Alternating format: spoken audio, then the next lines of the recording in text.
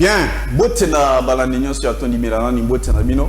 Nabi que déjà bozé belili boso wa poste téléviseur pour na kolanda émission na bino bolingaka mingi. Biso ye to lisusu ou été ezali vraiment un rendez-vous à ne pas manquer. To sala vraiment tout est effort dans le sens que toeba ko solo vraiment tellement que comment vraiment rendez-vous moko toeba ko vendre vraiment et longo na bino. Naba Otobeng sera vraiment sur ce plateau pour être tué par Beta Masolo et talu la République démocratique du Congo. Nabi Sarabino chaque fois que Biso, Tozana Mboka Moussoute, ya Biso Mboka Ezalika ka o Lumumba Tikela Biso. C'est pourquoi chaque fois ceux qui m'ont Ezali vraiment la Katia Mboka, en tout cas to Vandaka pour être tué par Kosola Tueba. Qu'est-ce qui se passe exactement? Banalise et ça les manions soit Ezali par contribution pour être tout faire avancer Mboka Nabiso. C'est pourquoi les lots pena vraiment na que l'actualité ezali ekozangate puisque Congo ezali munene, Congo ezali na ba domaine belé, Congo ezali vraiment na ba question jusqu'à présent ezali belé vraiment OET il faut tout ba ko le belé yango pour trouver solution compromis na oignon ezali kotungisa bana Congo. C'est pourquoi à l'occasion, il y a Mukolo Alelo vraiment pour cette émission. Tozali Kodidier vraiment joyeux anniversaire na Pierrot Beya Wazali Yangandeko. En tout cas, joyeux anniversaire place aux Ali vraiment Kolo à Sungayo. Joyeux anniversaire Lisusu na Samba Bwamba Genovic. En tout cas, Zambe Azalana vraiment pour cette nouvelle année Oye Abaki Selio. Sur ce plateau, je pense que je l'avais parlé la fois passée concernant groupe Nabiso, la team Tondi Melanani, pour naba mignonson, pour naba mouré, batutu, balingara vraiment cette émission. Nous avons ouvert un groupe WhatsApp dans le sens que nous avons beaucoup d'activités. Il faut tout ça là. Bientôt, la chaîne a organisé marche de santé. Je pense que nous allons vraiment ensemble et l'on a bien botin de l'Arabie souvent bah numéro na bino komiga kombo na numéro zali kombo na wana yo tindi l'Arabie to kotsa na groupe. Je pense qu'il y a beaucoup de choses auto zali organiser. Je souhaiterais vraiment que tous allez longo tous se communiquer régulièrement kaka ndenge bo komela rangai en privé. C'est pourquoi les lots tous allez na deux thématiques autokobeta na mukolo lelo thématique à liboso ezali lisolo ezali kobeta vraiment. Je pense que c'est une grande actualité où nous sommes dans l'obligation bien que tout le bela qui en vraiment dans l'émission passée, mais sinon toko continuer nango puisque ezali vraiment pour dominer vraiment plus ezali à faire $21 000 où ezali émolument il y a des députés nationaux. Je pense que Bolanda qui Christophe Mbosso ezali président Assemblée nationale à lobby oignon soit comme Koloba yango lisusu en tant que député national à rejoindre suspension pour être preuve moko ezalité. Na deuxième thématique to kolobela pe par rapport il y a rapport au UNESCO à Salaki à lobby malgré gratuité enseignement na ndenge balansaki vraiment na gouvernement na biso ya RDC, mais jusqu'à présent na RDC 5,9 millions d'enfants bazali ko kende toujours na école té. Donc, on va voir, après ça, il peut y avoir raison, belé, école, les alliés et tongamité. Donc, il y a eu beaucoup de choses où les alliés vraiment, Kolobama peut vraiment autour de cette question, il y a gratuité. Je pense que restez branchés, tina sur l'émission Nabino, et que vous allez vraiment essayer de makas, Bobo Sanate, Tondi Melanan, les alliés, Moko, il y a une émission, il y a les phares télévision. Alors, Tozali, peut na YouTube, en tout cas, souvent soki vous allez na posa ko tala vraiment ba émission na biso tout se tourner na ba émission mususu sur la chaîne. En tout cas bobeta kaka toujours les phares TV na YouTube. Je pense que beaucoup kuta vraiment o nyonso vraiment to sale bino vraiment lokola musala pour être boye ba kozwa ba analyse tout ya makasi bobo sana pe ko s'abonner bobo sana ko s'abonner puisque les ali vraiment chaîne na bino. En tout cas tous ala vraiment elongo chaque fois pour être masolo les ali vraiment qui top. C'est pourquoi sur ce plateau, c'est une émission on a ça la gamme côté na bengi c'est la rabino banaliste au bolinga ramingi. Et puis j'ai toujours répondu na ba exigence na bino oh ndeko John bengi le biso intel en tout cas na sala que fort vraiment pour être ba na plateau ba se pelisa bino. Et puis bobo ça n'a pas pour na kotuna ba mituna na bino nyonso na numéro vous allez pour moi wana. Je pense qu'on va vous répondre sans problème, sans condition. C'est pourquoi sur ce plateau, na Zaline Sengo, il y a Koyamba, Mwanamboka Gilfin Baza, il y a Zali cadre, il y a Ensemble pour la République, et Zali parti cher, il y a Moïse Katumbi Chapwe, Mwanamboka, Bouela Mouna, plateau Nabiso. Mbote ndekonanga, nazana Sengo qui se retrouver les sous liboso ya balandi, na pesi bango mbote ba nyonso bazolanda biso, na kopesa pe mbote na ba finaliste nyonso oyo ba silisi ko satisfaire na ba examen d'état. J'ai circulé la ville aujourd'hui, en tout cas c'est grave, tout le monde, il y a de la poudre partout. Félicitations, bonne suite de votre carrière. Na kopesa pe mbote na président national nanga Moïse Katumbi Chapwe bisika azali mbote. Je profite aussi de l'occasion na saluer mon président fédéral oyo azali président ya fédération ya Mongafula Mukadimu ya Jean-Paul mbote mingi bisika azali ba nyonso bazo kolanda biso na ngonga oyo moko otiko signaler ngai ki aza déjà prêt pour na kolanda biso. Très bien. Maman Dalida na pesa pe mbote Maman Dalida Binti. Voilà, biscuit na yomba la moko comme ça on peut. Oui, biscuit na ngai ezali surtout likambo nazo alerter parce que ba konzina biso naza na impression que ba réagisaka na retard.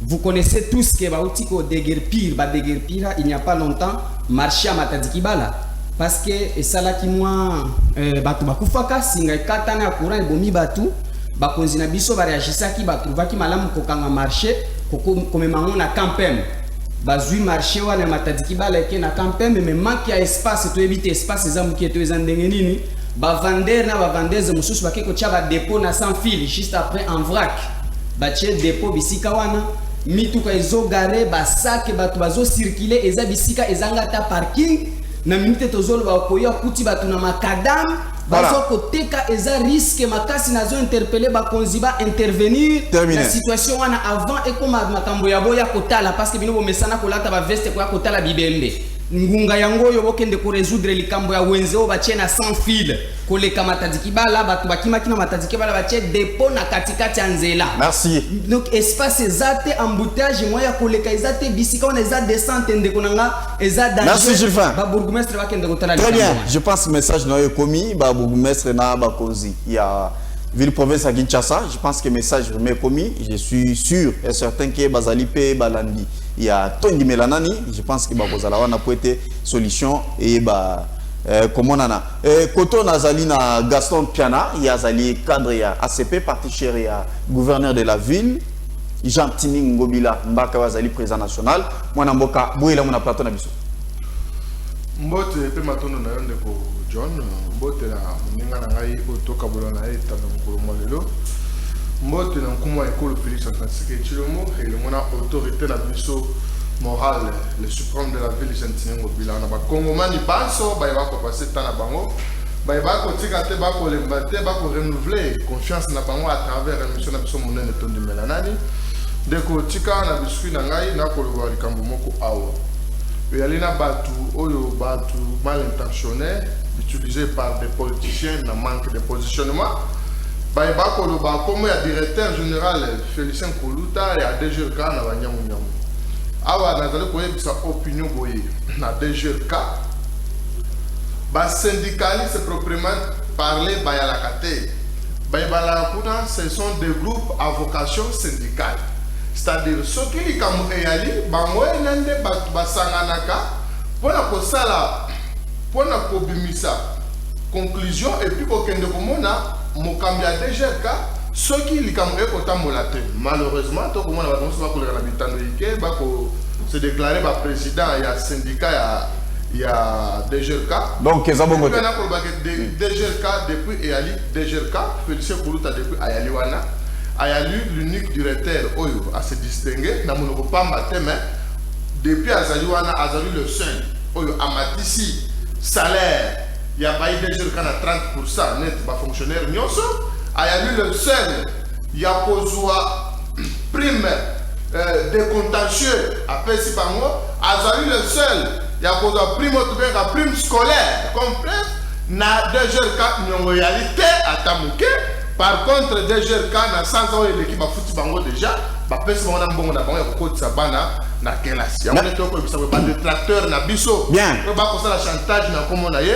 bakokutana na biso na nzela na bango. Voilà, na zongile sous dossier Etali 21 000 $ aux Ezali Lokola et Molima pour les députés nationaux. Je pense que depuis to bandi pour traiter thématique sur ce plateau, n'a un bioté.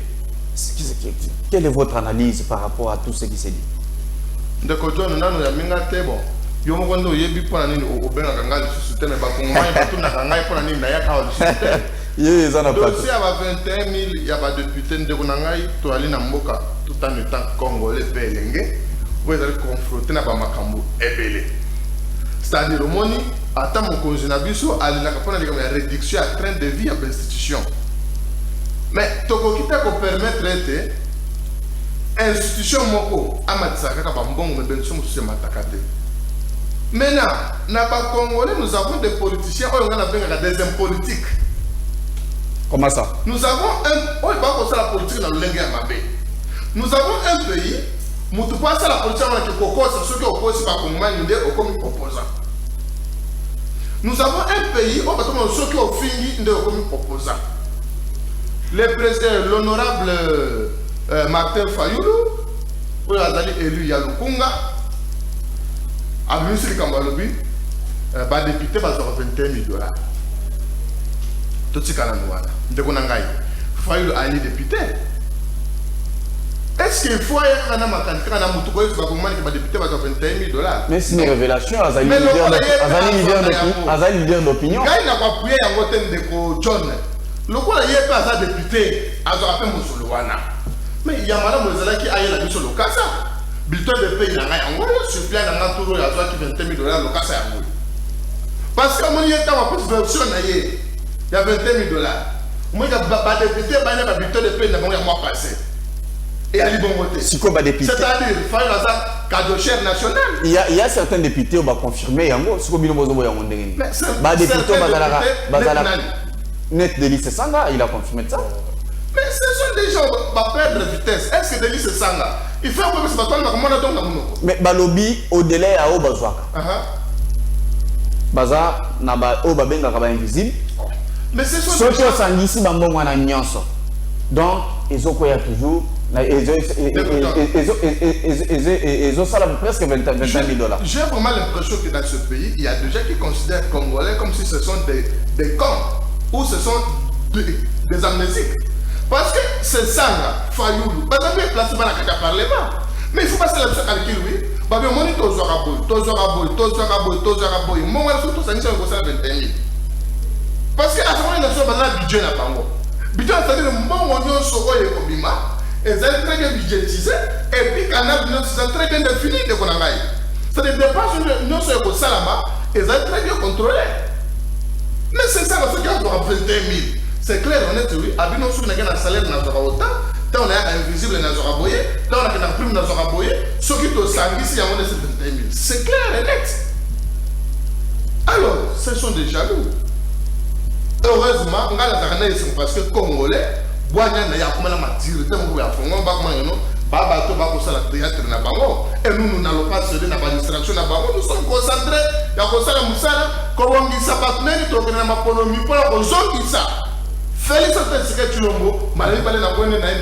merci beaucoup, mon avocat. Votre réaction par rapport à 21 000 $?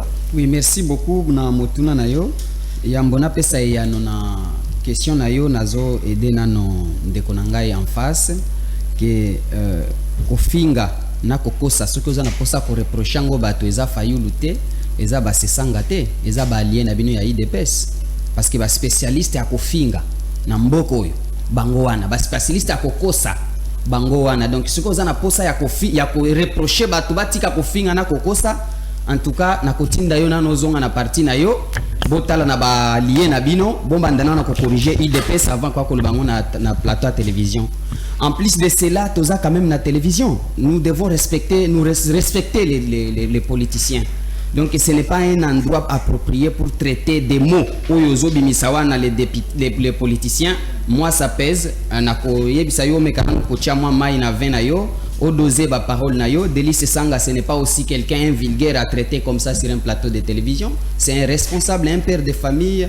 Alors tout me pour recadrer malbanabiso et zalamalamu. Alors, nous allons revenir à l'isolo, il y a 21 000 $. 21 000 dollars au bazoko pesa. J'espère que Ndeko John ozali journaliste moko aguerri ozuita na yo ya komene banquette ya kolandela ba dossier. C'est pourquoi yo moko ozongi si Ndeko nanga na nzela koyebisa ye ke ba bulletin de paye au bazo brandir ezana o eza classé comme un mbongo ya paye réellement. Mais ba avantage nyonso bazozwa ka ba prime ba nini ba transport nyonso ezo sangisa ezo koma 21 000 dollars. Et puis je ne sais pas pourquoi tokoya ko lelonde tokoya ko banda ko finga Martin Fayulu to ko ba n'importe qui n'importe quoi sur Martin Fayulu pour révéler réalité wana. Martin Fayulu aza muto aliboso te wa dénoncer lokoyo. Ça s'est dit dans des plateaux de télévision, les gens disent, il n'y avait personne pour contredire. Et puis, il y a un peu de Congolais qui sont mikete. Ce qui réellement est zabana mikete. Mais nous quoi que biso que non, et loko ya lukuta, président de l'Assemblée nationale a interdit même mutoa lobango.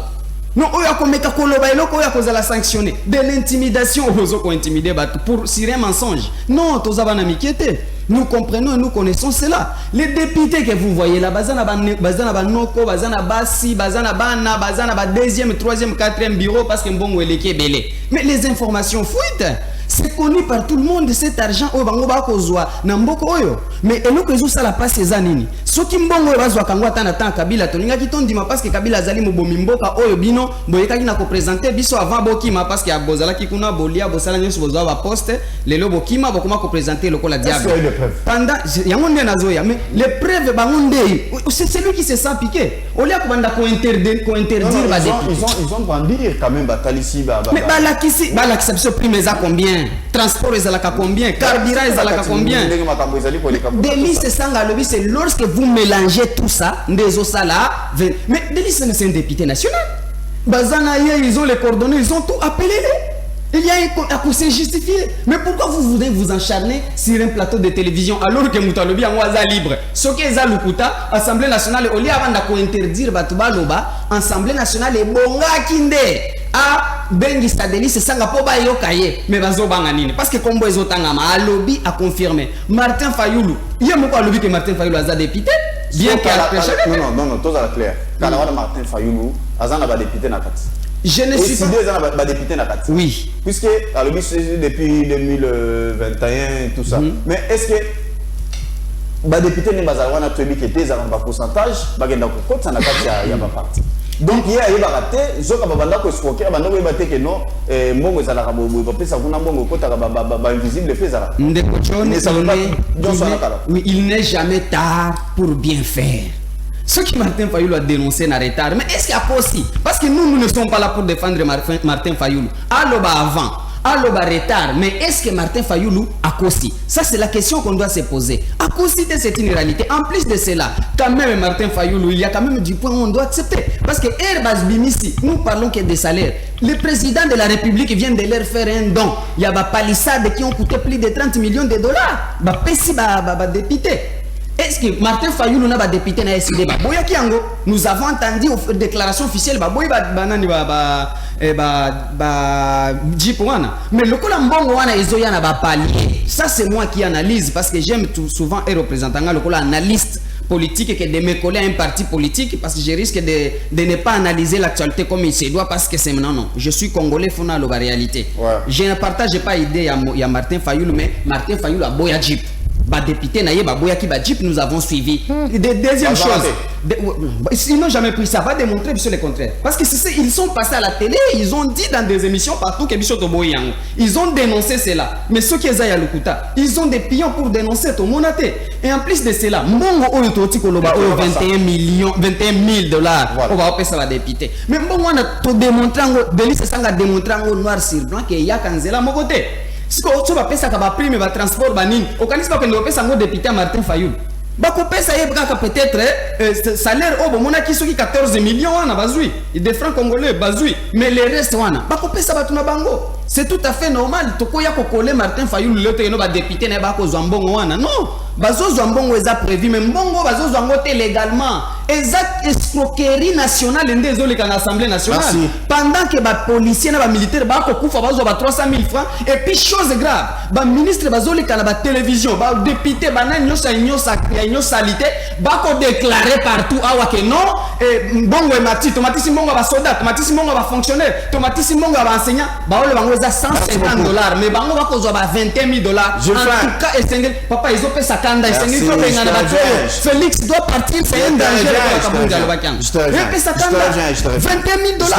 te reviens. Tolanda qui président de la République et Mopo Ezaki le 12 août dans le Conseil des ministres, il a évoqué question étali réduction des trains de vie et institution. Ça veut dire qu'il avait déjà compris que ma besoin. Donc comment pensons vraiment n'a lu verset. Moi je mets un débat à la hauteur. Nalingama ko kitavuma na débat ya balabalate. Moni muninga nangai azu maloba wa bino balé ya IDPS mais atiko lo bateke mon cher s'il vous plaît nani assemblée bozaka balé ya nani mais il faut pas la nation non nous avons des politiciens au bazo mona ba congolais mais na bango ya maseki vous avez des ministres vous avez des mandataires dans l'assemblée na bino wana vous siégez na ilo sacré besoin mbongo mais besoin na télévision oh non Félix doit partir mais moi, je suis chef Nabino. Azo courage à Kolobaete, Félix, je te donne une sacrée. Bon, Ezali n'a pas faute, n'a yété. Malhonnêteté, et Alima, il est à tout moment, pas ça qu'on a Kabila. Et Ali faute, n'a yété. Mais je courage à Kolobaete, je quitte l'union sacrée. Mais pour ça, le ministre, on va me la Kabino Mbongo. Vous avez un mandataire, on va me la Kabino Mbongo. Et tu viens ici, au nom, bateau union sacrée, ce qu'on a dit, Wali Batuyawapi. Vous devez apprendre à bien se comporter, mon cher ami, et va dire à ton chef d'être honnête et sincère. Vous avez un mandataire, vous avez un solo, vous avez un ministre, vous avez un solo, vous avez un solo. Et tant qu'on a le biawa, il dit quoi le bi, faut lui la citer, et il faut lui le temps, il faut appeler ça ma preuve, mais monsieur, n'a pas ça ma preuve de Kodjon. Quand je t'accuse, je dois brandir les éléments de preuve pour confirmer l'allégation que vous fait sur votre personnalité. Oui ou non? Mais quand ce monsieur dit non, il faut leur preuve pour Nanini, bataillon sacré ne faut pas faire preuve. Premièrement, ce n'est pas bataillon sacré ne faut pas faire preuve, mais pour le quota ça, pour le quota la bino bataillon sacré, presse la bulletin de paye na bango. Il y a mis balai. Alors bataillon sacré, prime moi na presse a fallu lutter. Ah bon oui, mais presse a fallu lutter. Faut le calcul wana wapi, il y a calculer que prime boy, so sangis na boy, et que ça la $20 000. C'est-à-dire tant que tu bilingue, il faut tout balola comme mécanisme na biso. On y va pas so bien ko komelo na lokasa o yeko tanga, o yale elenge. Tu poses prendre un temps, un petit temps à la maison, autant qu'il peut on va komeli nga mabe. Je dois arranger. Tant on lui ma fonctionnaire. Tant on lui ma basala qui pas Kabila, basali mais monsieur, Kabila bengala jida na mboko. Et mon temps comme ça bien ba congolais c'est qui? Chef na mon temps comme ça congolais c'est qui? C'est-à-dire tous à peine ba retenir tant toujours le bela makamu mususu. Ndeko John. Omuna zotanga on ndengani batutel bazora $150 et batutel non. C'est clair. Na bamboka nyoso train de vie à la ndenge mon côté. Ressources à batu nyoso la ndenge mon côté. Donc yoza mo panzi sango nga nazali ministre mututé kaza pe huissier mutu nyoso azana rana ye. Est-ce que vous allez reconnaître ce qu'on appelle invisible? Vous allez pour reconnaître en gros? Mais invisible, il n'y a pas d'entreprise, nous, c'est ça. Invisible, les alaka. C'est ce qu'on appelle. Invisible, il y a moïté. Mais ce qu'on appelle invisible, au-delà du salaire.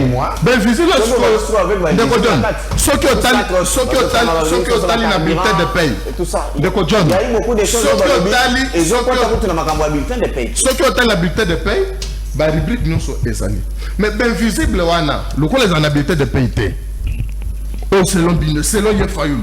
Pour y avoir montagne, il faut ça aux autres. Bazo confirmer que Bambo Mosusu bazaï ko futa batuna bamiro. Mais est-ce que Moutounet Fayulu, il faut pas le croire, ça veut dire qu'on te redonne. Et puis, si fait ton démêlier, pas à de chaire nationale, il faut ton démêlier. Jamais. Tous allez battre qui est là, si. Il y a quand dans le cas ça, au Biba Kongomani, tala na date tel. Ndenge bataillon sacré va passer en haut, faut lui faire contredire. Le cas ça bataillon sacré, dans le cas ça Moussousou. Hier on m'a dit que makele a ono, faut lui mais bango bazana ba député kunat. Ba député la bango basalana. Hein? OK. C'est-à-dire ndeko don ba distraction wana ngana ko yebisa ba Kongomani batikela bango atata mukete. Biso to ali ko avancer surtout biso ba ACP. Toali ko sala musala na biso et na 2023 Félix Antoine Tshisekedi akola la pongi et akola la relu parce que nous sommes en train de résoudre la situation à Congomani. Voilà. Ailleurs on a dit batiki policier na 150 policier 150 azalaki na combien parce que tant que vous voilà na beaucoup bien atakatumbi botier policier na combien mais tout ko résoudre comme nous mbala mon côté.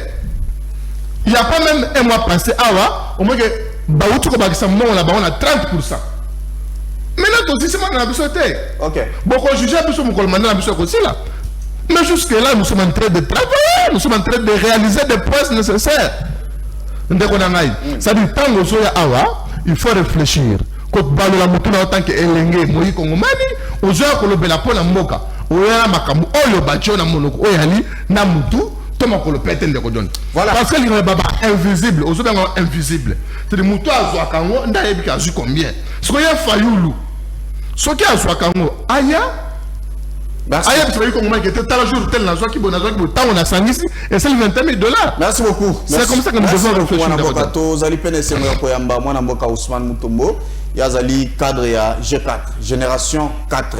Mwanamboka Boyelamo sur notre plateau. Merci beaucoup Ndeko John et puis na pesi pe mbote na pesi bandeko na kotina ba na plateau mbote na sengi ba ko débatteur pe tozala na débat moko républicain na pesi ba o bazola na mbote pe bolimbisi muke parce que to komina moi retard vi kokoso ya nzela na pesi ba communicateur no sur la CCN o e kamana mwana mboka Pati Malanga na pesi ba mbote bisika bazali parce que tu regardes na kati ya itanuki pour na kopesa mai oyo na kati ya mboka na biso et pas na biso communication ya chef de l'état pour na atira na kati ya kosala mais tu yebo pour na première fois pour partager pe plateau sur ce plateau. Merci.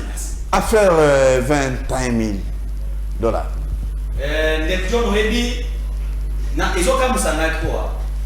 Oyebi il y a des fois quelqu'un a lali na pongi asutuki aye na ino. Qui ne sait pas que M. Fayoulou a déjà mort politiquement. M. Fayoulou a pris Maman Marie, le la candidate n'a pas décidé. Une façon, il y a pour le bâtiment de Maman Marie et c'est là la pétage. Ou il y a un pétage. Alors, il y a un lobby, il y a un député. Mais ce qu'on a dit bien, Ndeko Martin Fayoulou m'a dit que depuis l'année 2022, mais Ndeko Martin Fayoulou est député national. Azwa kamuso na kati Assemblée nationale. Azana kati na ba député na kati na ba pesa ba cotisation. Pourquoi de janvier jusqu'aujourd'hui, on a banda kozwa musulu, alors ta monter pour nani? Est-ce que les Congolais peuvent comprendre pourquoi janvier, si les lots, mais c'est pour on a août, pour nani na ba kango? Est-ce qu'il y a pas banda kozwa musulu wana? Aïbagité, Aïbagité. Il a appris à salir banquette, il a trouvé que c'est normal. Moutouaza député national. Aza député national. Aza na suppléant na kati assemblée nationale. Chaque fin du mois, Azoua Kamousolo à l'État. Aza na ba député national. Chaque fin du mois, on appelle ça ba cotisation na bango. Il y a les foot, ba foot à bango na kati ya parti na yi. Pourquoi des mensonges? Pourquoi des mensonges pour le Tchad na kati ya bakongomani? Biloko moko ezanga tina, o eza ya solo te. Mais nazo ebisa yo.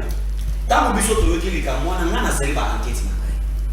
Balobi que soko tani article 123 il y a Assemblée nationale. Ouais. Et le fait que na tango ba député baza na kati ya congé à 3 mois, ba koyi ko so mo na ye na balabongo ba pesia ou soit on a ba tranche soko betso ka pendant 3 mois bazui 7000 francs ba pesi combien est-ce que monsieur Faoul peut nous grandir bulletin de paie oh il a dit que va foutre député $21 000 parce que ça na ba dos pour moi c'est bazana bakazeleka bazana lui-même est député national de son état balobi soko sangisi avec ba invisible nyonso ce n'est pas pour dire que nyonso faut les toujours na ba banque ba procédure bazo affirmer que ezali na ba mbongo mususu bazali kofuta bato na ba bureau oyebi na linga kosoni sende ko faula ke na kotanga malamu ata na classe malamu parce qu'il y a ce comprendre là le montant payé par le député est dans le journal officiel lorsqu'on a publié le budget et ça na carte moi je suis économiste de formation et ça n'a pas dit. Les économistes, les invisibles. Qu'est-ce qu'on appelle les invisibles? Est-ce que les invisibles peuvent appeler jusqu'à 21 000? Ils ont modélé le quota. Ils ont modélé le quota.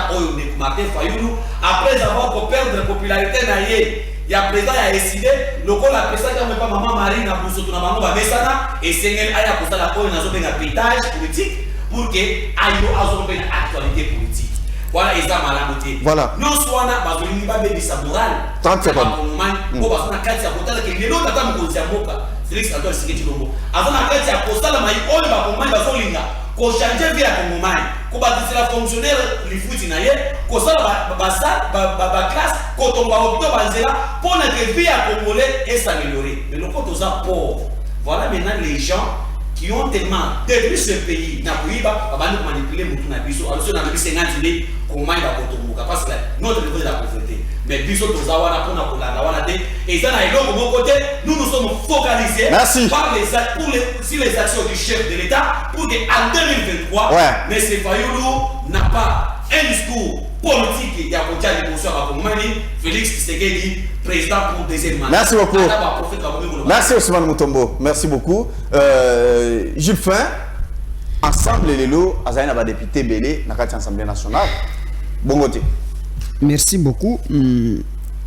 Comment ça fait-il le reste des temps? Oui, donc il fallait bosser là toujours. Martin Fayoulou a reçu les révélations. Donc Naka Nabino botikala ko suspecter le Rwanda. Le quoi liboso na koyebisa yo eza d'abord au équilibré temps parce que naza na deux personnes ya pour répondre à la fois. Donc boy Monique toza naza na batu mibale o bazali ya liboke moko bas ba ko charger nga moko donc il ko senga yo au équilibré temps. Il y a PRP, il y a FCC. Mais on n'arrive pas à comprendre. Ce n'est pas grave le quoi na senga za au équilibré temps pour permettre nga na rencontrer sans problème. Ba émotionnel nyoso mibale on nazali na bango na plateau yo.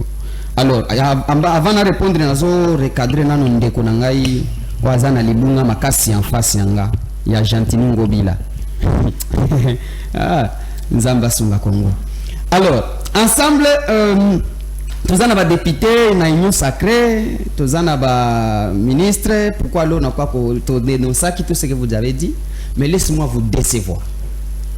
Et là qu'on a joué bisabino bokangango toute votre vie est faite pour batika makelele na ba plateau ici la lelo ensemble ya Moïse Katumbi ezalaka na député mon côté na Assemblée nationale ensemble ya Moïse Katumbi ezalaka na ministre mon côté na Assemblée nationale. C'est un parti qui n'a jamais participé aux élections. Il ne faut pas confondre l'ensemble pour la République et l'ensemble pour la République et l'ensemble c'est ça pour les changements. Non, c'est deux choses complètement différentes. Ensemble, tikangana loba papa. Tikangana loba. Ce qui va question est alors que tout na. Tikangana expliquer bande konanga baza ko bunga makasi. Voilà. Moïse Katumbi azalaki porté par G7 pour azala candidat président de la République. Alors, parti politique est belé et sangana et ça la plateforme tobengi ensemble pour les changements. Plateforme wana ezalaki pour objectif ya soutenir candidat ya Moïse Katumbi. Il s'est fait que nakobanga ya Kabila abanda obanga Moïse Katumbi lokola Félix Tshisekedi akobanga lelo azolala te na komba Moïse Katumbi babanga baboya Moïse akota kopesa candidature na ye. Nde parti politique regroupement politique wana tobengi ensemble pour les changements et sa plateforme électorale o ekenda na élection et bimisa pe ba député qui appartiennent à leur parti politique. Chaque député a un ensemble pour les changements, a un parti politique na yé. après koya ya ndeko Moïse Katumbi président na biso ndé ko sala parti na ye babengi ensemble pour le changement ba député nyoso bazalaka na assemblée nationale kuna bazana kombo ya ensemble pour les changements ba ministre bazana côté ensemble pour les changements ya mona mona ka bazalaka bazo rendre compte mon côté na parti. Il n'y a aucun ministre, aucun député qui cotise dans l'Assemblée pour la République. Je vous donne la matière, allez vérifier. Ministre, mon côté à cotiser à Kasuna. Mais ça, c'est pour les changements. On est la plateforme électorale qui existe, c'est un député dans l'Assemblée nationale. Dans l'Assemblée pour la République, pour preuve, ils sont en train de partir. Nous avons vu seulement Chéribé aucun de la sortie officielle à partir na Kisangani. Et la déclaration de le grand frère Mwando Simba qui a quand même dit et annoncé sa loyauté de son origine. Tout le monde là, il agit comme il veut, ils agissent comme ils veulent, ils sont libres. Ce sont les députés de l'ensemble pour les Moïse Katumbi parti na yekenda na élection te, na no ebimisa député te, ebimisa ministre te. Totika lukuta na plateau. Et là comme balé a nazoka wa Katumbi Sengele aza malhonnête. C'est quelqu'un de gentil Ngobila qui va venir traiter Katumbi de malhonnête sur un plateau. Mais ça c'est blaguer avec la population. Vous avez bouffé l'argent de ce pays. Vous avez détruit ce pays avec Kabila. Vous avez chanté pour Kabila Lélo parce que ma pesi binombongo, ma garantie bino poste na union sacrée, yo ya ko traiter tout de malhonnête. Qui est un véritable malhonnête politique plus que Gentini Ngobila dans ce pays? Au côté Nani qui est malhonnête. S'il est honnête, qu'il ait d'abord demandé pardon à Kabila, son chef, il était de quel parti? Même comme il est dans l'union sacrée aujourd'hui, gouverneur, Gentini Ngobila est de quel parti? Tu ne peux pas venir traiter quelqu'un, Moïse Katumbi, qui a toujours agi dans l'honnêteté. Moïse Katumbi, s'il veut quitter un parti, il le quitte officiellement avec tous les avantages. Comme il l'a fait, il devient à l'opposition, il part aussi entièrement. Il n'est pas malhonnête comme vous. Donc c'est lui qui est le véritable malhonnête ici, c'est Gentini Ngobila, ce n'est pas Moïse Katumbi. Il faut le respecter. Rapidement. On me dit ici, il demande les preuves. Il demande les preuves, il n'y a pas Martin Fayoulou, mais qui se sent gêné? Martin Fayoulou a dit, Mbongo bakozwa, ba député mususu ba yeba soutenir Miango. Ba Delis, bon Luka preuve, mais la personne de Delis c'est ça. C'est un député. Commission de discipline et Zawad. Appelez les messieurs qui ont menti, brandissez ça. C'est ça qui vient de tomber dans l'Assemblée nationale. Soit tes acharnements. Message. Mais oui, parce qu'il a dit la vérité. Soit tu peux sanctionner les pour la vérité, les amis. Batouni, je viens de lire avec Samuel Mbembakabouya. À Outukoloba, à lobby et à Tangi Sangana, Kassé quoi, Bazali, pour soutenir Bapopo Yafayoulou, et pourtant, Bazali va député national. Preuve exacte, donc, ceux qui va brandir et voter, sanctions, et Zali Rosela. Tozo Zela Yango, ceux qui est solo, ceux qui est Zama Makamba, manipulation à la et puis, Délice Sanga, c'est un député, Bozo Bangani. Mais pourquoi on va se Délice Sanga, c'est un politicien d'ici. Je respecte ce papa. Ce monsieur-là, moi je le respecte. Vous pensez que Délice Sanga peut se réveiller le bon matin, commencer à dire n'importe quoi? À cause de la Kuna, il va démontrer. Vous allez voir que Eza réel, tout le monde connaît cela. Mais je salue ici le monsieur Olivier Kamitatou, le directeur de cabinet du président Moïse. Il a été à l'Assemblée nationale de 2003-2006, un député à $20 500. $1500 comme salaire, l'élo est comme 21. Ici, en tout cas, je ne comprends pas CP où est-ce que nous allons. Donc, ce qui Martin Fayoulou a reconnaître Maman Marie, mais Maman Marie a salini Nyango à quoi que vous allez même candidat présidente de la République. Il y a eu des amis, problème des amis. Parce que Bino Bouti Kofinga Maman Marie, Bobenga et Kamama Wana. Donc Martin Fayoulou bango moko bayebi na ye kotanga bakomba batute papa chacun se retrouve kamwa mama wana tout le monde nous connaissons qui a dit ça peuple congolais azolandanga yebi nani alobaki ke kamwa mama wana bino po bobenga ki kamwa mama bino bolingi te Martin Fayoulou apesa ye honneur ce qui Martin Fayoulou le alobi ke no maman Maria comme candidate député mais il y a eu qu'est-ce qui t'agite? Merci beaucoup. Laissez s'il vous plaît. Laissez tika Martin Fayoulou asa la politique na ba maman Marie na ye maman Aza congolaise de père et de mère auto yebi nazo silisa na loka suka vana kata ezake bazotu na ngana ni apesaki Moïse Katumbi nationalité nazo na plaisir ramassa rapidement dans 30 secondes mais je vais tout simplement lui répondre et lui dire que c'est lui qui a donné la nationalité congolaise à Moïse Katumbi, c'est Dieu.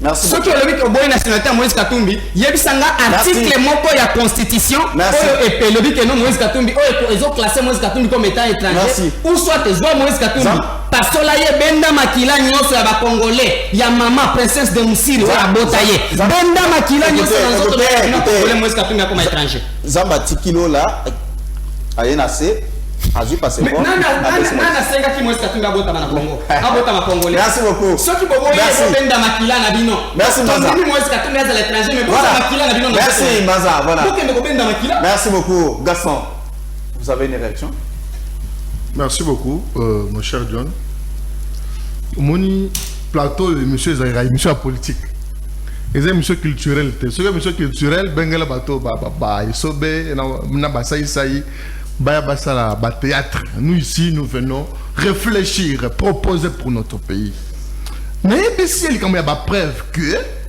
moto ya fundaka ndazo brandir ba preuve pour na kokulwa moto ya fundi mais il y a des personnes qui ne font pas de preuve. Est-ce qu'il y a des gens et puis de deux, attends, il y a des gens qui ne preuve. Il faut faire le contraire. Est-ce qu'inviter ou bien tant que temps comme moi mon jeune frère, il faut avoir beaucoup de réticence, il faut le lait monayo mbala ibele. Parce que malhonnête, tant que j'entends dans malhonnête, je un peu Katumbi. Quelqu'un qui a d'abord un problème à Zobo et Ekolo Napa. Omoni, Mikolo Mileki. Tata Mouya Congo. A Kenaki, les bandes à Moka, cette conférence à l'Obio, Bande Konangaï, Ba Congolais, Bazobo ya Pona postile, la président de la République. Mais c'était Katumbi. Bazobo il a la nationalité congolaise. Bazobo il a la nationalité congolaise. Bino Bande Konangaï, Bozawa. Parce que c'est pas ça qui est congolais. Mais je ne sais pas faire mon colonie. Et bien, on zambe ne mutaya ko chaka tumbi congolais. Zambe pe so bana John oza congolais, okobota bana no congolais na makila wana, bali ba congolais wana nzambe ne mutapesi. Mutami comme si congolais na mbongo, tu dis que nzambe na mutapesi congolais. Est-ce que ça a des sens? Tant qu'on dit comme il y a pas député, monsieur Félix Antoine Tshisekedi Tshilombo c'est ma consultation. Ensemble la binoane qui est représenté par Nani. Ce n'est pas par les métiers là, si c'est les milâtres.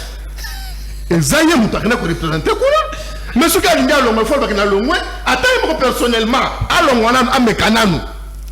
On l'a dit, il y a un banane. Ayaka, oui, de Kodjon. N'évitez de Ronangaï à Ouchimbokani. Pour jouer les milâtres à Outakikuna à Yawalobi, nous avons fait ma consultation, après notre décision, nous avons mais tu l'as pas constaté sur l'été. Il est au courant ou pas? Mais de ce sang à l'ongwa qui t'a aux obengaye, olingakaye mingi. Oui, ça c'est clair. Pour avoir une mokana albino, n'enga nazawa, na longwa il est sacré. À l'ongwa. Mais chef Funayo, donnons l'ongwa te pour l'année.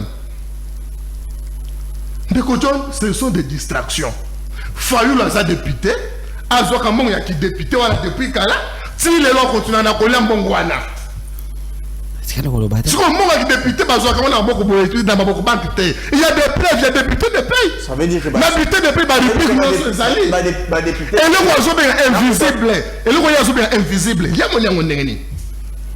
Pour invisible, au continent peut-être selon les organisations, aux yeux de la poche, oui, invisible. Ce qu'on y est failli, à moyen on est comme visible négani. C'est renseigné tant que c'est pourquoi la zone est un politique, mais c'est le cas de chair nationale. Et nous avons évité de politique parce que tous les gens ont besoin de mais si on continue à la distraction, on va copier-coller. Et elle est pas si bonne. Donc, Félix Antoine Tshisekedi Tshilombo. Place où tu as Mboka. Ils avaient place Mboka. Ils avaient place Mboka. Ils ont dit au moins nous avons fait des pas, nous avons réalisé des plans sur les salami. Pour les lois, non, Félix, c'est un enjeu pour la République. Ils ont dit qu'on refait tout, qu'on peut refait. Mais nous, quand on a c'est un soda. Au Baboma, on parle d'un habitant, on a 32 000. Les lois ont 362 000 naïe. Oui, c'est que Félix, c'est un danger pour la République. Mais quoi, laquelle a eu ma belle? Au courrier de ce moment, on a bandé comme nous, comme nous, comme tembele naïe. Pour foutre la main à classe, les lots. Mon en attend classe, il faut fêler. Oui, c'est que Félix, c'est un danger pour la République. À quoi laquelle a eu? Les lois net, toujours moi sur le don, à ça, c'est le bon à aboti au fêler. moi 50 000 euros donc on offre en maternité au sommet moi dans le poudre ben ce que Félix c'est un enjeu pour la République non biso to ya yango ninga la pesa batunda kisa pourtant on zo nani ngobila na Katumbi a dirigé Katanga Katumbi a une entreprise nyonso za ina Katanga et na poche na ye Katumbi a côté même makala na Katanga ndeko na ngai et ce que aussi lelo gestion Gentini na Katumbi a tout pas nous avons des routes depuis 1960 et Tonga mate Gentini ngobila atonyawo nous avons des ponts modernes que nous avons lancés ici. Tous les gens qui ont été gestion, il y a Moutou, mais Gentini Ngobila, à côté jamais qu'on a comparé na Katumbi, il faut le makanisiwana. Parce que, monsieur, mais Gentini Ngobila, c'est un fait politique, c'est un intellectuel. Gentini Ngobila, à ce moment-là, après il est venu Nani Kabalo. Avant d'avenir Congo, avant d'avenir Wamba, si vous êtes tous les Moutoulawa, n'a pas comme ça que merci beaucoup. Tout le monde a fait Nani Moutoukamou, il y a beaucoup de Zambi, parce que Moutounabisobe. Merci. Mais c'est ça. Merci beaucoup. Voilà. Ousmane, qu'est-ce qui doit être fait exactement dans ce stade d'autonomie par rapport au dossier à l'Éventement Ndeko John, biso toza la promotion de la valeur. Tant nous avons bien biso na kati ya etandweki. Tu es pour nous conseiller qui j'allais lutter. Tu es pour nous commissaire battu. Car si tu es pour nous maï oye talimboka. On fait des analyses voilà. Oui, parce que les lois à lobby Mukatumbi, à lobby Kabila, à lobby Gentini Ngobila, Gentini quittera ce pays à côté ka Congo. Katumbi à Congo mboko passer à Bangote à côté ka Congo na biso bayiba Congo mai. Gentini a aussi sa Congo a kofana na maindombe a toninda kunaye soki na réponse na ancien gouverneur ya Kinshasa na betito na monier mais de Katumbi faisons des analyses a kokende kuna ebembe na eba kuna bango kuna donc oyeba kango mais lorsque tu es awa to ça va analyse dans ces moments dans la situation actuelle de notre pays qu'est-ce que nous devons faire c'est ça la question voilà nous avec Gaston Fumutiamba génération 4 nous sommes des valeurs. Toye na katamboka mais c'est Martin Fayulu à lobby que bazouaka sur le 21 000. Est-il vrai ou faux? Ça c'est la question à se poser.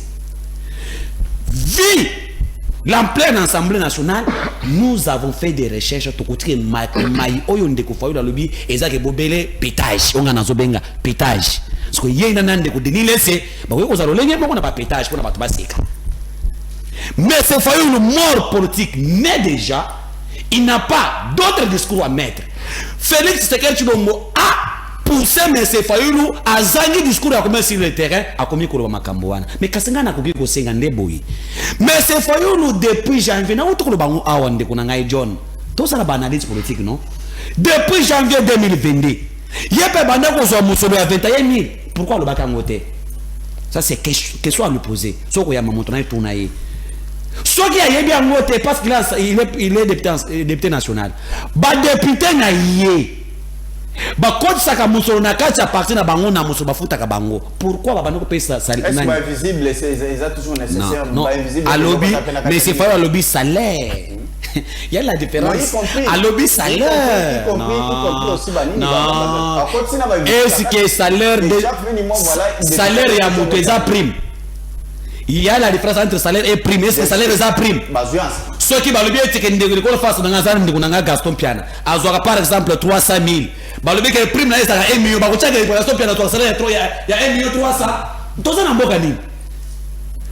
Ata omeli ya kene ou la muki ou beti champa ou la muki na tongo ou ça bien ko résoudre. Est-ce que makambo e pesi kamunda? Ya on a besoin que M. Fayulu enseigner mbongo ezobima. C'est ça. C'est là, tout ça na ko mona ngai ndekusuma soko muninga c'est le président de la République qui parle. Ah bon? Oui. C'est les communicateurs du chef d'État qui parlent.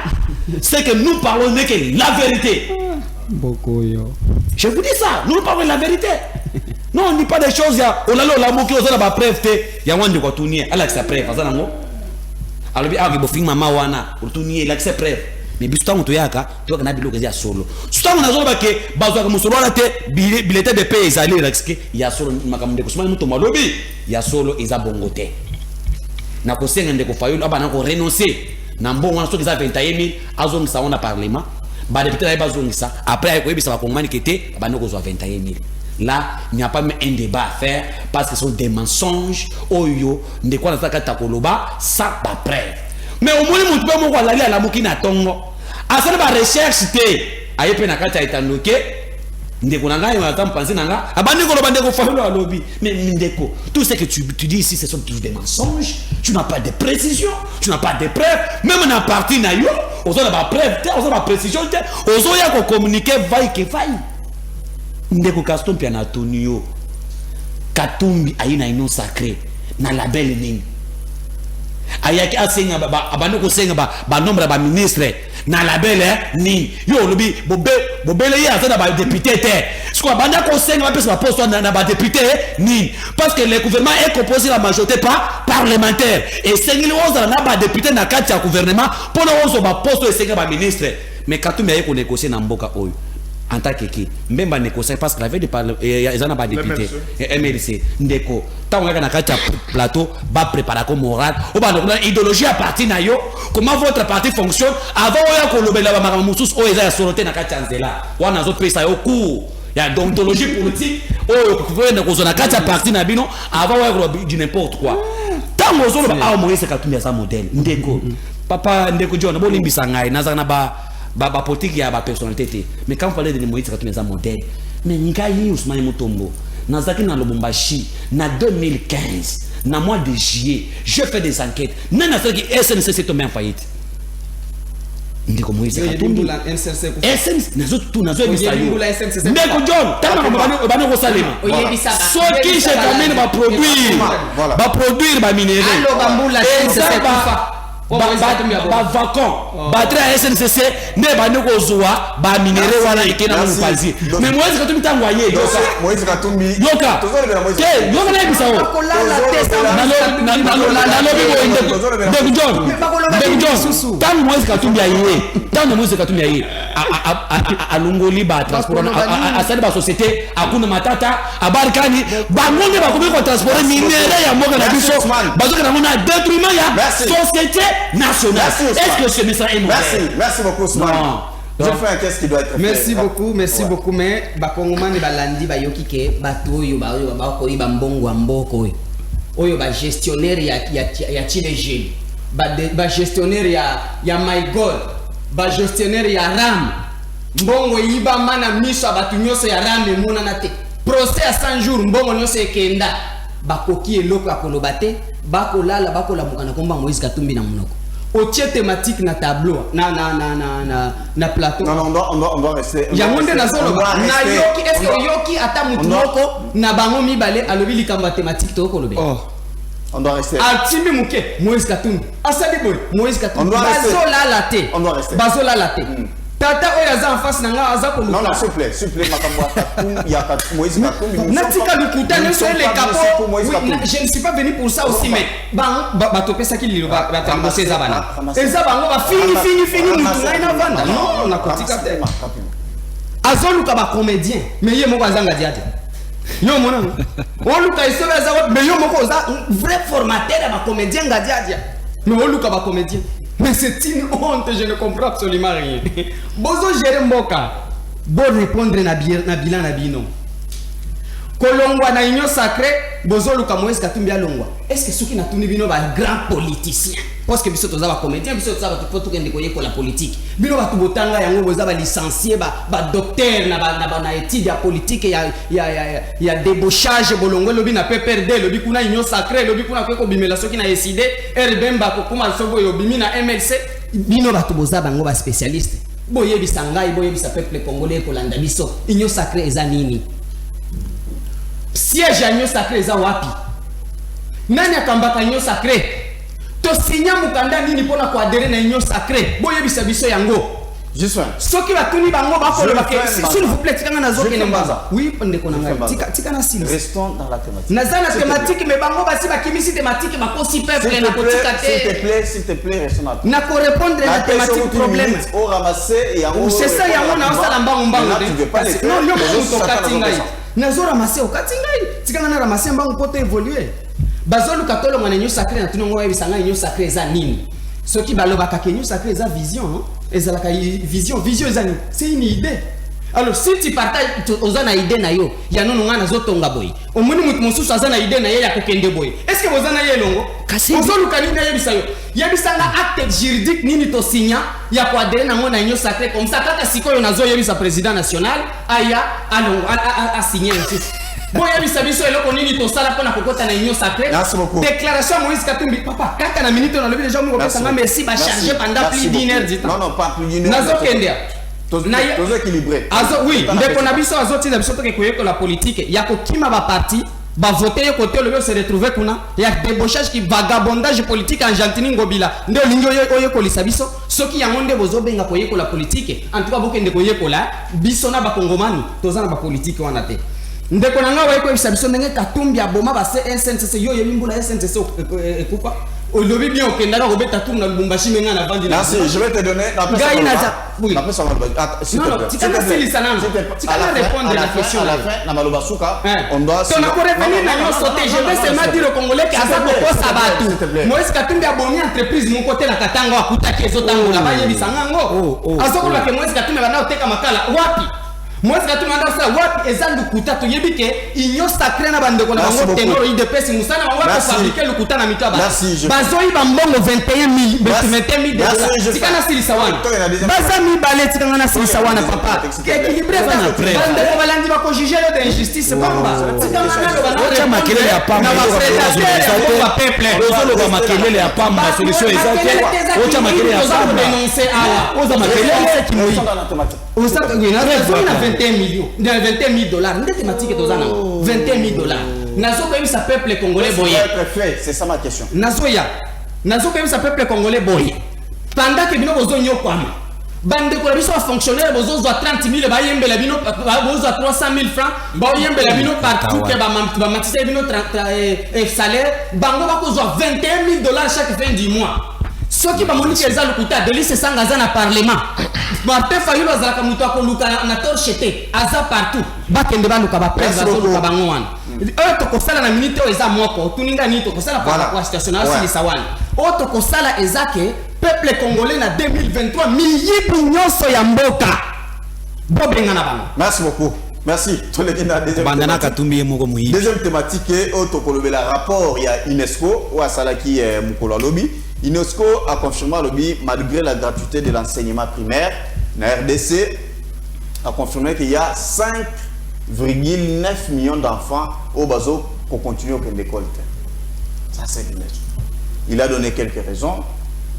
Les écoles, et ton amitié, enseignants, ils vont souffrir, ils vont se retrouver belé na kati ya salle, bana mususu ils n'arrivent pas ya kokota kwete ba yo bakotanga ndenge le chef de l'État lance qui gratuité de l'enseignement. Je souhaiterais vraiment commencer cette question avec Mwanamboka et Gaston Piana. Comment vous avez jugé le rapport et à UNESCO? Merci beaucoup Ndeko John. Avant d'y arriver, laisse-moi un peu Nathalie regret na yobi émission ezali émission minene puis ba responsable belé balandaka yango. Si à chaque fois na émission yango on a les kakaya, j'ai toujours dans un appel, il y a des responsables de la mission. Merci. Alors, nous sommes bali comme mérité, par respect, na biso bateau terrain na itanoïke. Alors, tant aux gens na bateau bazana probité morale à malamuté, na ko regarder plateau pour nous comprendre. Baninga vraiment bien té. Prochainement, il faut baninga ko sanctionner bateau. Merci. Omoni alobia wa likama Delice Sanga. Kaka yemoko abi Delice Sanga ali député national. Ce qui a causé commission de discipline et à l'Assemblée nationale d'interpeller. Mais le quoi il y a une formation il y a une formation de délice besoin interpeller déjà pour nous justifier le Cambouana. Kaka yemoko abaloki alobi waneza acharnement. C'est dans quel genre de raisonnement? Non non ko déformer le banangate. Na lobi ezala acharnement té. Nous n'avons pas de répondre. Delice Sanga va s'assumer, je le connais. Il va vous donner tout ce que vous cherchez, mais Ezalande acharnement. C'est ce que j'ai dit. Je n'ai pas dit qu'ils ont acharnement. Pourquoi c'est la grande macambo na plateau? Merci. S'il vous plaît. Gaston. Osilici. Ozo Monango. Alors, Félix Antoine Tshisekedi Ndeko John, tango azu beaucoup zinaye. Kotanga kelasi ya bana ezali o ezali na loi fondamentale ya mboka na biso o to bengi na lingala mobeko li constitution. Et personne bi font pe ningisa na bana ya bitelo ya se batanga kelasi yo fele. Mais bande qu'on a biso ya liboso baza ko sa na souci wana fachi tangwaye a instaurer gratuité ya enseignement. Au moins que bana ebele ba millions d'ambitions ya bana bazalaki na balabala lelo bazonga kelasi. Ce qui rapport wana et l'objet ba kelasi e ali ebelete. Mais ndeko azoche makelelo yo. Na bekolo ba pesa mbongo matata pona batonga na Katanga. Mais akino kutuna chef na ke mbongo na kenda wapi? Tuna chef na yo azalaki mutu akabila. Chef na mais je parle du Katanga, mais soyez un peu poli, monsieur. Les écoles de... Mais je crois que tu vas me déranger, s'il te plaît, s'il te plaît. Est-ce que les... Comment tu respectes, monsieur? Calme, débat. S'il te plaît, écris quelque part, tu vas réagir. Tu auras ton temps. Il faut battre mal en qu'est-ce que... Et là, on y est pour l'obligation de Platon. S'il vous plaît, gardez calme. Monsieur, il ne faut pas amener des histoires ici comme si tu avais passé nuit dans un pandémonium ou quoi. Tolérance, s'il vous plaît. Alors, s'il vous plaît, tolérance. Mais à quoi finga mouti tolérance à ma finga na plateau. Yo pe journaliste mnene on dit ma finga na plateau. Alors à retirer ma finga. À retirer ma finga. Il doit retirer ça, c'est responsable. À retirer s'il te plaît d'abord. On doit respecter Bato Bazeko Landabis. Mais à retirer ma finga. Les respecter, ce n'est pas insulter. C'est lui qui ne respecte pas, c'est lui qui insulte. S'il vous plaît, j'ai faim. S'il vous plaît. Retirez ma c'est un débat citoyen. Il y a eu des milliers de personnes dans le il faut voir qu'est-ce qu'on parle sur ce plateau. Qu'il retire seulement les injures. Alors, s'il te plaît. Ndeko John. Tinda invité na akena na classe ko yekola. Pandemonium et alimbe tout. Non, parce que alinga c'est pas comme moi qui na fini. Mwana komiko kima na kufinga. S'il te plaît, s'il te plaît. Oyebi ngai jamais n'achète des ordres de la politique, mais je n'accepte pas les injures. Je n'accepte pas les injures. Ce qui est bien. La personne à le battre, s'il te plaît. La personne à le battre. Allons-y. Je suis. Non. À quoi jamais content de s'abailler pour mon man qui n'a fini. On doit évoluer. On doit évoluer. À quoi non. La ministre n'angaï. À quoi jamais hôtel c'est pas comme man qui n'a fini. Pandémonium et aller le film monté. Sauf que l'hôpital que nous voyons qu'on a la télé c'est le film monté, le film le film monté. Je ne peux pas insulter sur le plateau de la télé monsieur donc on est binaté. Que nous voyons qu'on a la télé là ça m'a pas sur le pandémonium et aller. S'il te plaît. D'accord John. Évoluons. UNESCO balobi il faut pas qu'elle mais non soit en aller na processus nango. Pourquoi mon que Fachi banda y gratuité zala qui te gratuité. Bakelasi et alaki ya kokokate tozali na kotonga bakelasi batangisi ba alaki na salaire ya malongate tozali na kobakisa mosolo ya batangisi lelo bana na biso ba 6e primaire na tena fait comme ni bazali ko futa yango bali ko futa lisusu te. Ce sont des avancées très significatives que nous sommes en train de réaliser. Bien sûr tozumbo ko ezali na libulu moko bref de konangai mais lelo ezali souci na biso nyonso. Gratuité enseignement, au moins que le ministre Tony Mwaba, on appelle ce mot de Bescali, a autant que déjà pour le Bahawa. Nambulo Tokobanda, et Zana Bakela, c'est Asika, Otokotonga. Le programme du gouvernement est allé déjà. Pourquoi pas Kotonga quand même? Non, mais Totongi. Ici à Kinshasa, il y a combien d'écoles de Tonga? Na Kinshasa, mais ce que na Kanchach, voilà. Il y a des écoles modernes. Bana bampinga na biso basali kotanga kona te fokana kotanga ailleurs mais sika sikoyo komona ke même yo peso OK et ko peso pour sortir na bana lobaki ni kotanga na Kanchach donc à part Kanchach c'est une école publique Kanchach pambate bekole ali ba mokenge liwana ezaki akufa oui to réhabilité so ke na Kasai oriental batongi bekole chez moi na Kasai central batongi bekole. Donc, ce qui concerne la nyonso mbala moko net baguette magique mais tout ça na ça progressivement mais o ezaki ya motuya na bana na biso ndenge bavanda ki libanda bako kende classe te na ba komi ko kende classe atana classe o liba vanda 10 bavandi 12 ni les ali bien de ko John le nécessaire ali que ba banda na ko bénéficier éducation ana o kende na classe en fait tout ça ko bakisa ba classe progressivement et nous allons le faire de ko John voilà. Je ne peux pas insulter quelqu'un. Il ne faut pas réfléchir tout comme un gonal. Il faut réfléchir tant au moutou. Pandémonium et il ba ba pena ba dictionnaire na. Merci beaucoup. Koko sala ba tumakambo et ali musala na bino va très bien étudier, tu vas comprendre qu'est-ce que j'avais dit. Merci beaucoup Mwana Mboka. Comment vous avez reçu Gilles Banza rapport ya UNESCO nanga mona bino puisque tout le monde UNESCO ezali organisation ya Nations Unies, mais c'est comme si ces derniers temps il y a un tiraillement entre la RDC et l'ONU, on n'arrive pas à comprendre. Comment tu as jugé merci beaucoup Ndeko John. Local liboso ya bona répondre na ko ebisa yo ke yo nazali habitué ya plateau oyo na vanda ngona bakiti nyonso na basens nyonso yebinga na tikala jamais ko participer na émission na yo o ngana perturber ordre na vanda kakimia muto alobinga pe na lobi. Mais tu l'as fait. Tu l'as fait. Naza parent, j'ai mes enfants, j'ai ma femme, j'ai mes beaux-frères, mes collègues qui me suivent. C'est regrettable parce que ba kolanda ba kolanda que ça pas déranger.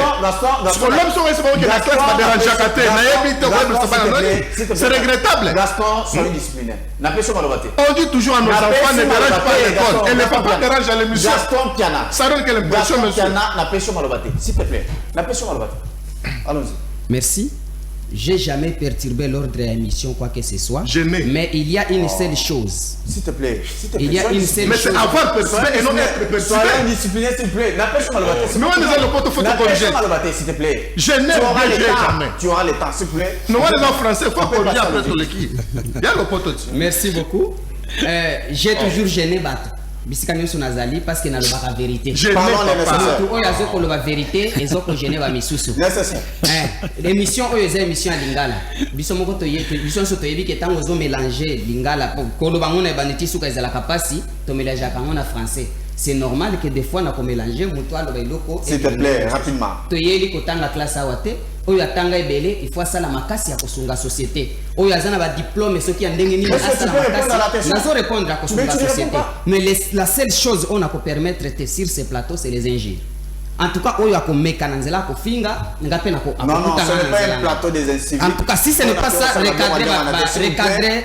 Alors si c'est tel le cas, ça là effort ya ko recadrer ba inviter na yo. Toyaka ko étaler vie ya bato awate. Toyaka ko tala na personnellement te o ayebi azana diplôme tel o azo ba français ya boye o alo ba lingala ya boye, nous ne sommes pas venus pour ça.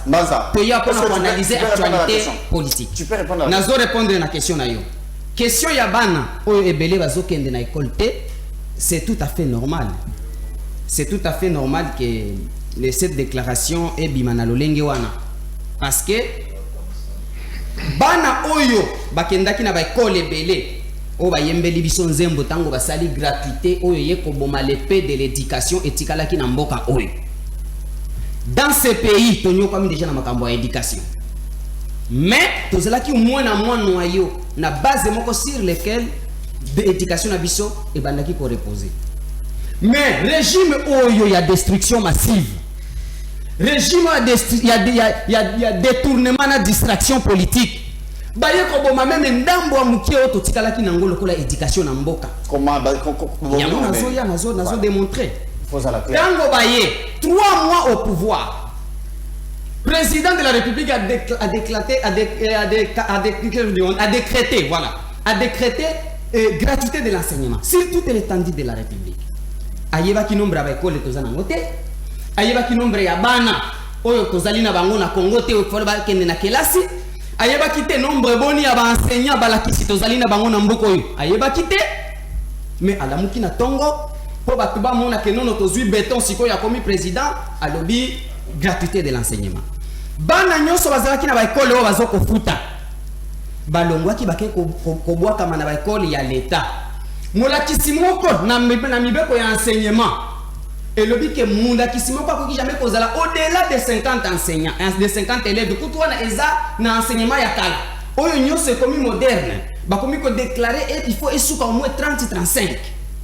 Mais na gratuité de l'enseignement oyo baki ko tiela biso na mboka na biso ya mbangu et ça dit que Moulakisi Moko se retrouvé devant 150 élèves. Moulakisi a un journal de classe. Kende na école nyonso à l'état jamais quiconque a défi. Kuta Moulakisi, tu n'as pas ça au journal de classe. Après ça, mais j'ai foutu des la preuves, paix. Mais dans le journaliste, mais ma caméra. Je suis un pédagogue. Je sais que j'ai dit. Je ne refuse pas vos qualités. Je ne refuse pas vos qualités. Nazobuya ba qualité na yote. Caméra ya mwana. Comment est-ce que tu vas enseigner? Tant on a kota ka on a kuta na ba caméraman ebele. Mais maman ko banda ko kita na ba école. Mais c'est simple. Kende na ba école publique, tout na mo la kisala journal de classe na ye. Cahier de communication, cahier de préparation détaillé. Après ça, il y a cahier de roulement.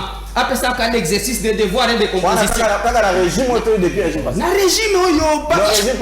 Le régime passé, on va foutre un bon rebelle, on va gratuité, avant gratuité, ils ont 300 000 francs. Ils ont 300 000 francs.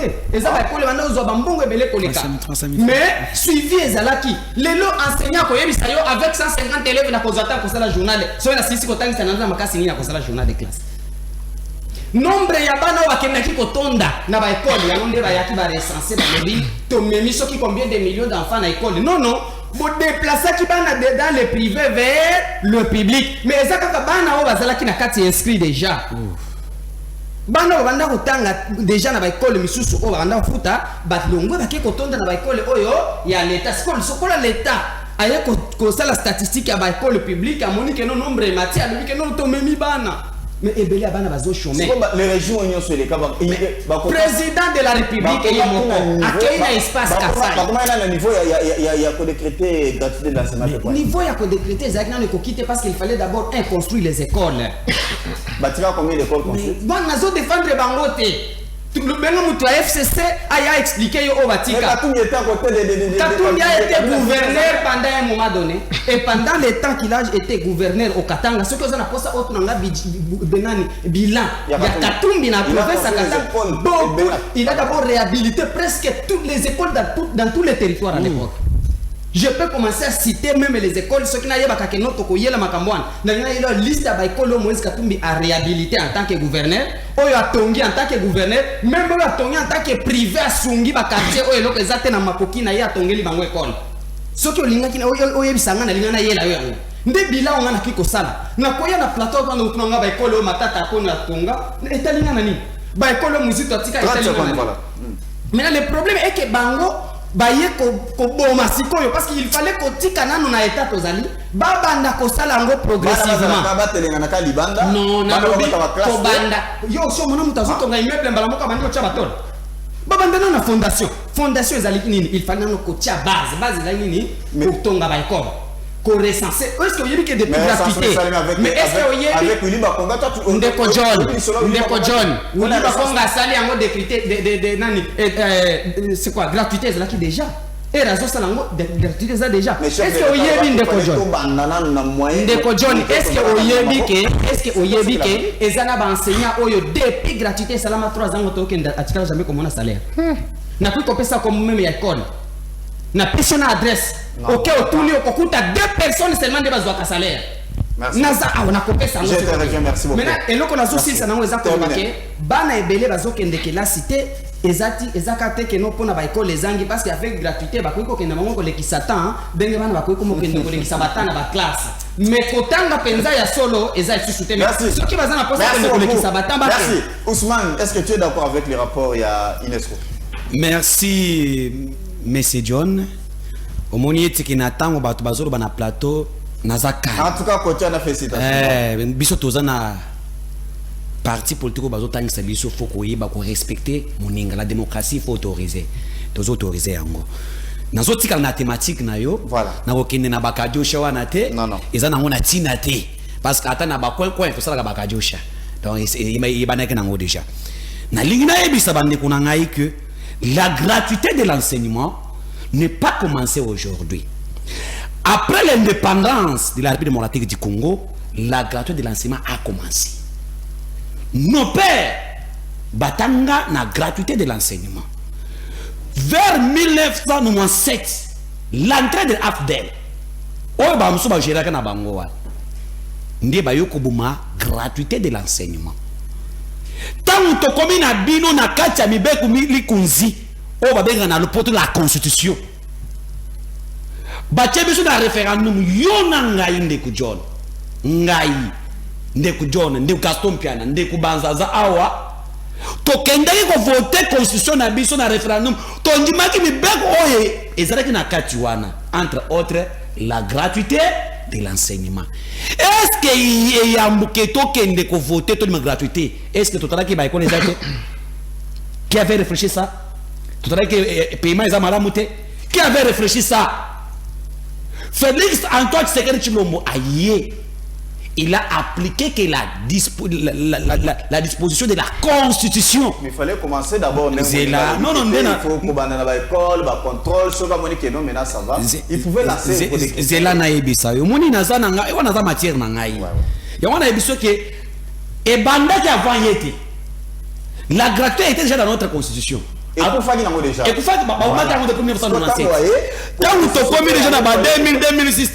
Et régime ba boumi. Mais constitution est ça qui est seigneur toi appliquer loi. Aucun pays ne peut pas être géré au-dessus. Il y a bien écouté, mais le pays doit être géré en dessus de la loi. Félix n'a pas inventé la gratuité. Félix n'a pas créé la gratuité.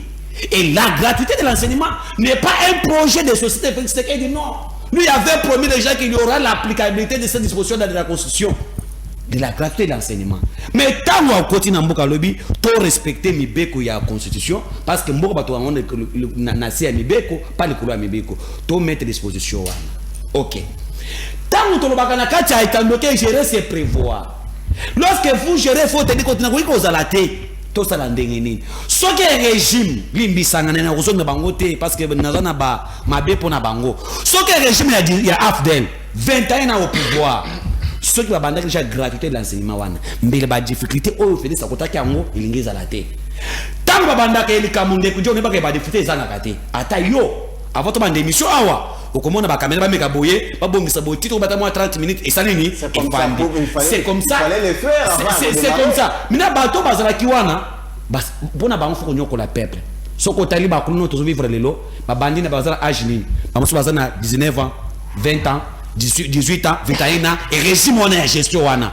Muntu osoka keko tangati, akuzana makanisa ndenge nini, ya kosala mabe. Mais tant mo konzambo kaye, alors bien que OK, je sais qu'il y a des difficultés, mais le quoi le bloc lui konzi et lobby que gratuité, tout que n'a pas appliqué gratuité, to ko bongisa, zela ngai, to ko bongisa ngo au fur et à mesure nous avançons. Nazo peut exemple, ta gratuité est bandaki, ta la difficulté ezalaki nango. Est-ce que lelo c'est la même difficulté de nos journalistes, on a respecté Kamingi. Est-ce que c'est la même difficulté que nous rencontrons? Non, il y a l'amélioration. Mais ceux qui bandent quoi na Kabila, baba na applicabilité ya gratuité de l'enseignement, mais to kota na ba difficulté to kota ya ngote. Lelo, ceux qui font ce que dans na bokonzi lelo, o ya pour remplacer à côté de la difficulté lo lenge ya kota ya ngote. À côté quand même moi avancement ya makasi parce que ba école est tongami lelo ya ba enseignant les foot et comme même ya malamu nazo tunande kuna ngai azolo ba ebele papa oyo akufaki atieki mwasi na bana 4 maman natika matembele makoki akotangisa mwana na classe ezate tango ba cheka to l'enseignement mwana na a bénéficier na école primaire gratuit ako remercier nani ako ba keza mabe bomutu ya mutu mais balobi UNESCO lobeli sous enseignant recruté pour la gratuité. Apparemment il y a un problème sérieux enseignant bazali pour les là. Voilà, naza tukana nakata ya thématique na yo. Na kena coach rapidement ramasser pesa na moi minutes za na thématique ba to balanda. La difficulté qui a été rencontrée d'abord c'est que na ba salle de classe, et ça que d'abord ba na école, et ça d'abord na lifuti minano ya ba enseignant. Enseignant ba noko fota masami 70,000 na ba mboka. Hein? 70,000 au côté à passer. Les lots l'enseignant touche 480,000 francs. Sauf 110,000 plus prime de la gratuité, bah moi je na 500,000. Tout ça pour nous répondre na souci exact primordial d'abord kozona na la kiswana kwa meilleure condition de vie na bango pour que on na classe attendre ça ba lengi elongo bani. Ça c'est de 1. Le chef de l'État a fait ça. Kokot na baba na école, il y a des écoles. Ndeko John, la République démocratique du Congo n'est pas Kinshasa. La République démocratique du Congo n'est pas Gombe, n'est pas Massina, n'est pas Makala, n'est pas commune Funa. Congo est amuneni. Bazongi sina ba école mususu baba ezala kitie. Chef de l'État, au moni batokana makasi voilà. Ba kululu ba bâtisseur, basali baba ba koti ba bana. Et puis basali pe ba école, batongi ba école. Mais qu'est-ce que nous demandons? Ah ouais. Na yo mulakisi tant l'état de futo musolo tant c'est pas na motema malam. OK, c'est fonctionnaire à ton daka musolo te ndeko. Ata bando ko futa o $20,000 ko sika ba bakisa loka. Mais soki ki patriotisme ezate ba futi o musolo yo ko tangisa bana. Yango nazolo ba nazo senga ke na ministre ya sectoriel. Je l'ai dit, toi éviter à chaque fois la rentrée scolaire ba crève ti. S'il y a des choses arrangées, il faut les faire bien avant.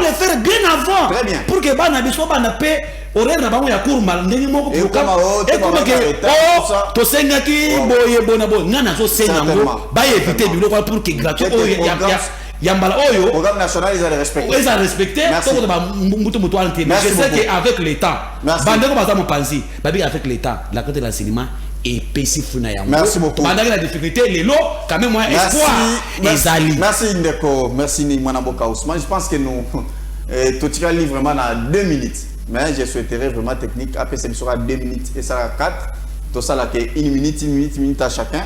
On a des annoncés mission comme ça tout ça. Mwanamboka, votre proposition par rapport à Mayo Nyonso to Tikolobela.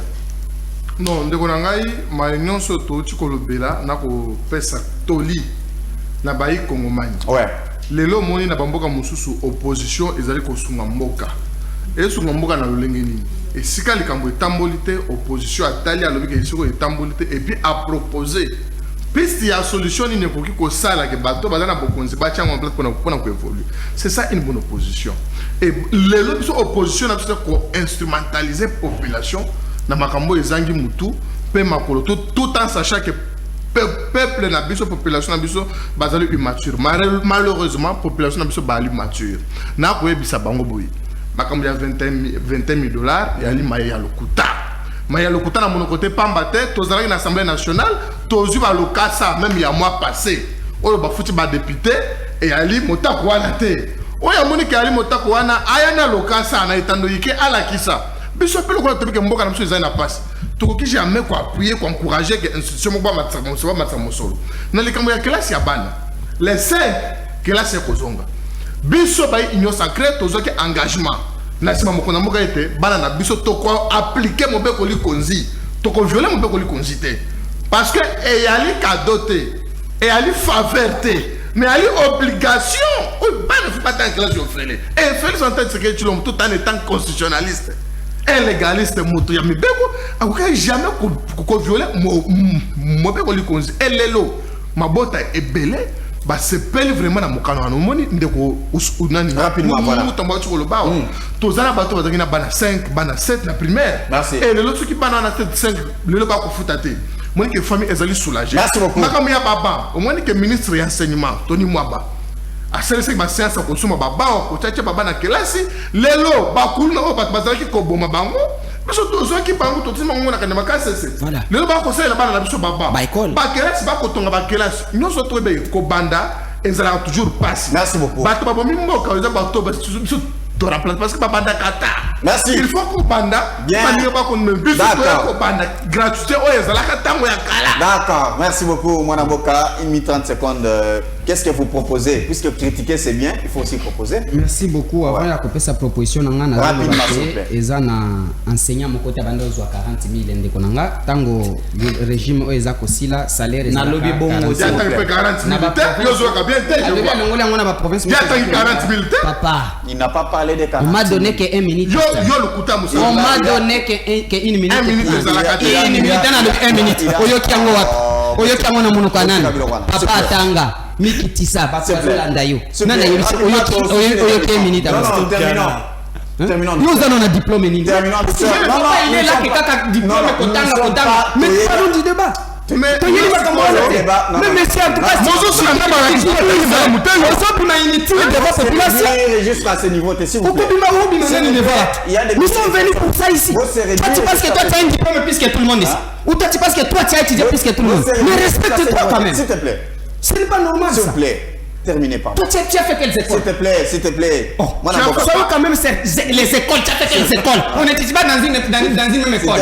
On commence depuis maternelle, c'est une école primaire, c'est une autre. S'il te plaît. Toi, tu penses que toi, tu as étudié plus que tout le monde ici? Gaston. Ne sois pas ridicule jusqu'à ce niveau. S'il te plaît, Gaston. Pardon. Ne sois pas ridicule jusqu'à ce niveau. Ça ne te ressemble pas. Vu ton âge et ta masse, ça ne te ressemble pas. Non, mais malheureusement, c'est d'agir comme un bonnard, monsieur. La gratuité de l'enseignement, je n'ai pas dit que c'est une mauvaise chose.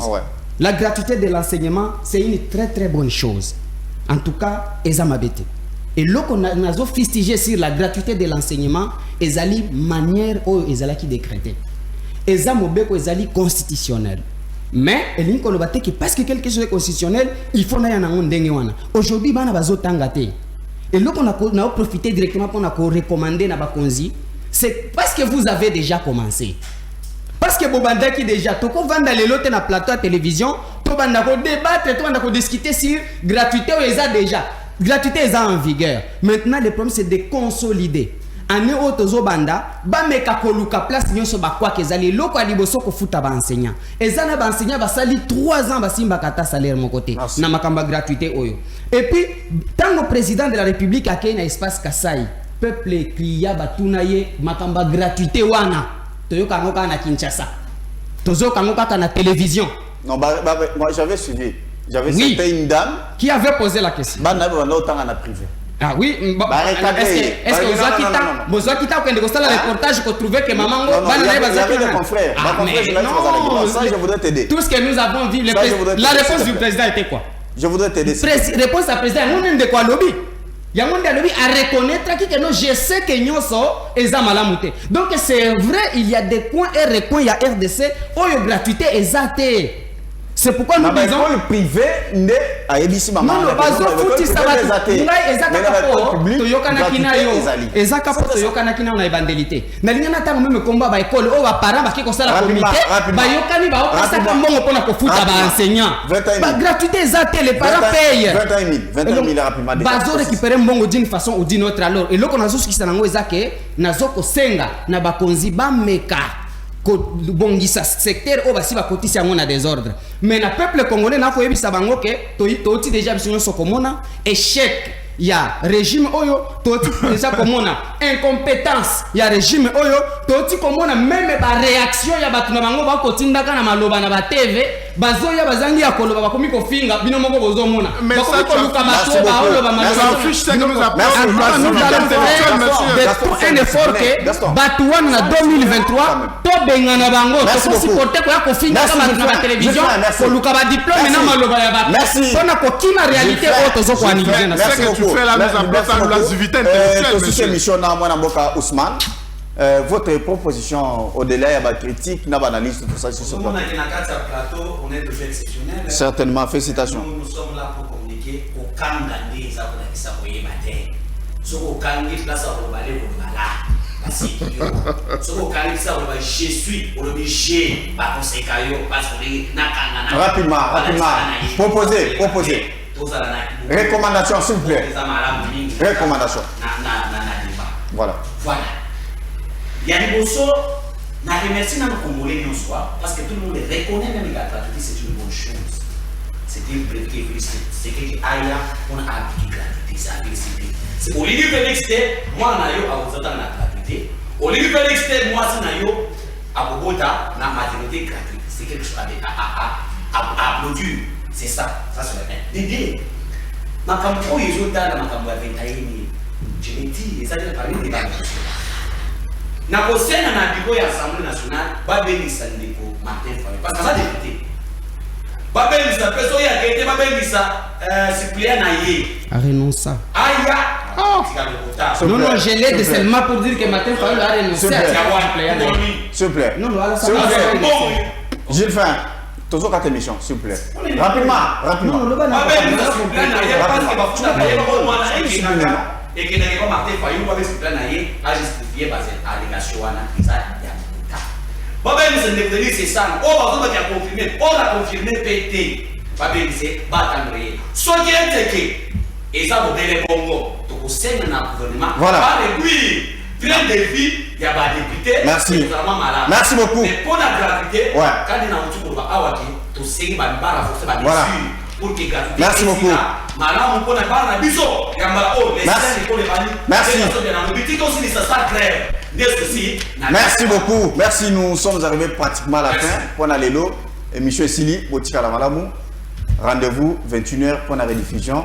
Bo Sanate, YouTube, Nambiso, les phares télévision, pour être boye presque émission Nambiso Tuzana Katikuna, Tokutani Balasi. Au revoir.